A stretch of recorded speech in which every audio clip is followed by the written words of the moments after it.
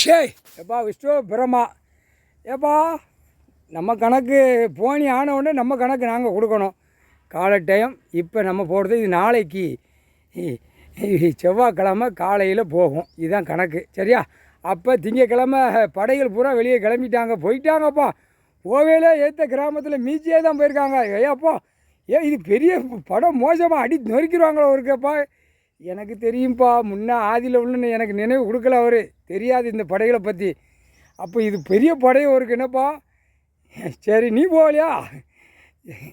சரி உள்ளே சுற்றி பார்க்க போயிருக்காங்களா? சரி ரைட்டு, திங்கக்கிழமை தமிழ்நாடு முழுவதும் சுற்றி பார்க்கணும். அதுக்கப்புறம் உன்ட்ட காட்டுவாங்க, நீ பிடிச்சி தலையில் உட்காந்து ஆட்டையில் தூக்கிடுவாங்க அவங்க. ரைட்டு சந்தோஷம்ப்பா. ஏற்ற கிராமத்தில் போவேலே மிதிச்சிட்டே போயிட்டாங்க, காலி ஆயிடுச்சு. கொட்டு மேலே அடிக்கான், வேட்டு போடுதான். ஐயையோ வேட்டு போடுறது. இப்போ பின்னாடி தூக்கணும்ப்பா, பின்னாடி அடிக்கணும்ல. பின்னாடி கை வைங்கப்பா. முன்னும் பின்னும் அடித்தாச்சுன்னா அடுத்தாப்புல தெற்கு வடக்கு போய்கிட்டே இருக்கும். அப்போ வடக்கு நம்ம இங்கேருந்து வடக்கேருந்து அடிச்சுட்டு போகணும், இங்கே தெற்கேருந்தே நம்ம அடிச்சுட்டு போனோம். எங்கள் அண்ணன் ஈஸ்வரன் வடக்கேருந்தே அடிச்சுட்டு வருவார். இங்கேருந்து தமிழ்நாடு தூக்கி போடு மாட்டுக்கு கொட்டு மேலே அடிக்க வேட்டு போடுறதுக்கு அவன் இட்டது கரெக்டாக போகணும் சரியா. எப்பா போனி ஆயிடுச்சுப்பா, சந்தோஷம், ரொம்ப சந்தோஷம். விஷ்ணு பிரம்மாவுக்கு ரொம்ப சந்தோஷம். போனி ஆயிடுச்சு. பின்னாடி கிராமம் ஒன்று கிடக்கு, அங்கேயும் போனி ஆகணும்ப்பா. ஓடு, அவங்க வந்ததும் கூப்பிட்டு போய் பின்னாடி ஒரு அமுக்கி விடு. ஆணு பெண்ணு தூக்கி அமுக்கி விடுங்க.